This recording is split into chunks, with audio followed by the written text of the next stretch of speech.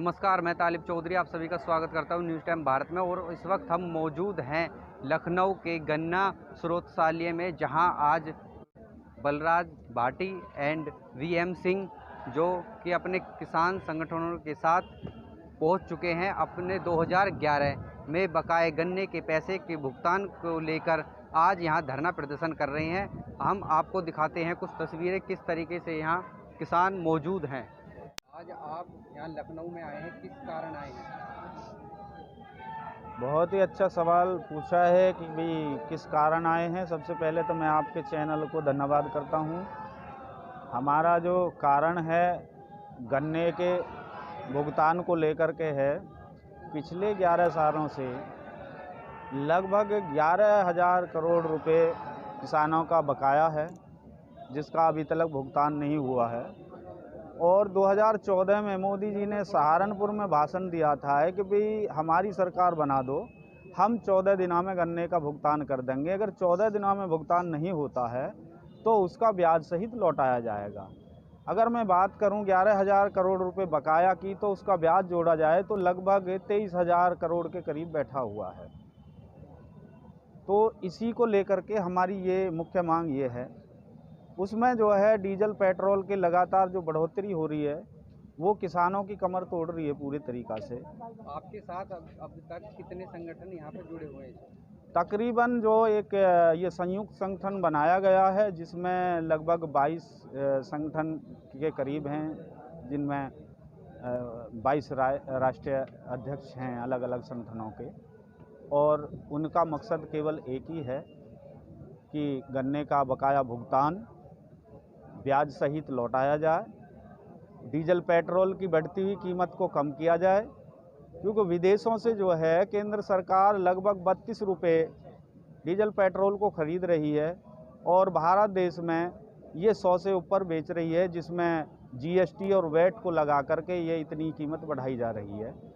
किसान मेन चीज़ जो लेता है उसमें डीजल लेता है और डीजल से ही खेती निर्भर है। इस वजह से किसान बहुत ही ज़्यादा परेशान है, चाहे उसमें कीटनाशक दवाइयाँ हों, खाद हो या मजदूर हो। उस समय जो है डीजल की बढ़ोतरी के हिसाब से उसमें हर चीज़ में एक महंगाई बढ़ती जा रही है, जिसमें किसान को सही दाम नहीं मिल रहा उसकी फसलों का। गन्ने की पैसे के और आपकी कौन कौन सी अलग अलग मांगे? अलग मांगे ये हैं कि पिछले 7 महीने से दिल्ली के बॉर्डर पे और देश के कोने कोने में किसान जो है आंदोलन कर रहे हैं कि भी सभी फसलों पे एमएसपी पर गारंटी कानून बना दिया जाए। ये हमारा हक है, ये हमारी मुख्य मांगे हैं। क्योंकि किसी भी मार्केट में कोई भी वस्तु होती है, सबका प्रिंट लग कर के आता है, और एमएसपी पे जो गारंटी कानून किसान मांग रहा है वो केवल अपने माल की कीमत और लागत मांग रहा है, मेहनत नहीं मांग रहा। तो उसकी जायज़ मांगे हैं किसानों की। हम सभी किसान इसी मांग को लेकर के यहाँ भी लगे हुए हैं कि भी सभी फसलों पर एमएसपी पर गारंटी कानून बना दिया जाए, जिसमें फल और दूध भी जुड़ा हुआ है। अगर आपकी मुख्य मांगे पूरी नहीं होती तो आपका अगला कदम क्या होगा? फिर उसके बाद में ये है कि हमारा शांतिप्रिय धरना चलता रहेगा। 2022 का चुनाव हो रहा, फिर हम वोट की चोट देंगे। जब हम केंद्र में या प्रदेश में सरकार बना सकते हैं वोट देकर, तो फिर उसको गिरा भी सकते हैं। किसानों ने सरकार जिन्हें बनाई थी भाजपा नहीं है, ये आरएस है। ये भाजपा नहीं है, आरएस है कि कुछ किसानों को सुविधा देगी। बहनों भाइयों, मैं ये सुविधा दूंगा, सिलेंडर दूंगा, घर घर सिलेंडर दे दिए, सब्सिडी दूंगा, चूल्हे बनने बंद कर दिए घरों में, लकड़ी हमारी वो मंडी दिख रही है। सिलेंडर दे के आप 900 रुपये का दे दिया सिलेंडर, बहनें सब राजी हो गई। जो आया है वो करके, जो कहा वो करा नहीं। सब झूठे बयान भाजपा के। यहाँ से चंदा इकट्ठा हुआ राम मंदिर के लिए, हमारे क्षेत्र से जिला संभल से भी गया, मुरादाबाद से भी गया है, लाखों करोड़ों रुपए का। आरएसएस का सबसे बड़ा ऑफिस वहाँ बन गया अयोध्या में, जो कि रुपया देने को ठिकाना नहीं है। हमारा गया, हमारे इतने बेहुदे किसान हैं जो किसानों ने उनको पैसा दिया। ऐसी सरकारें जब से आरएसएस का सफर में मेरा संपर्क भी हो, इतना पैसा पहुँच जाऊँ। वही जमीन सुबह 21 लाख की बिकी और 1 घंटे के बाद 22 करोड़ की बिकी। वही जमीन यार ऐसे वालों ने खरीदी इतनी राली। तो ये कहना यही है कि हमारी कोई सुनेगा तो हम उसकी भी सुनेंगे, और अब हम इससे बिल्कुल खिलाफ है। नई सरकार बना के जाएंगे, अपना हक लेके जाएंगे। मैं राघवेंद्र सिंह लखनऊ से।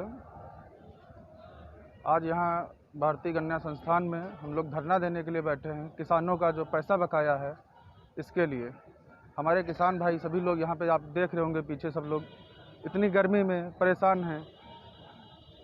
हम सरकार से चाहते हैं कि हमारा पैसा जल्दी से जल्दी पूरा माफ़ किया जाए, ब्याज सहित पैसा हमें वापस दिया जाए।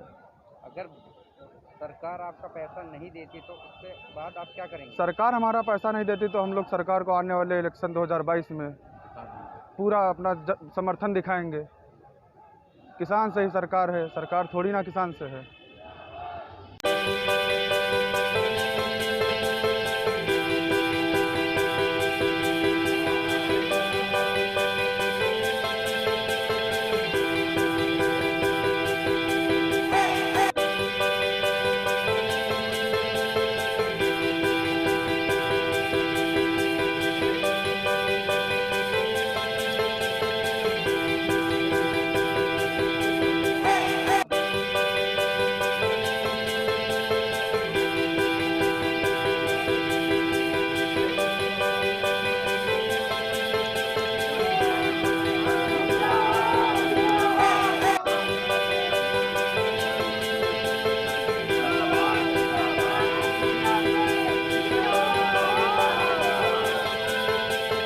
ऐसी ही बड़ी खबरों को देखने के लिए जुड़े रहिए हमारे साथ न्यूज़ टाइम।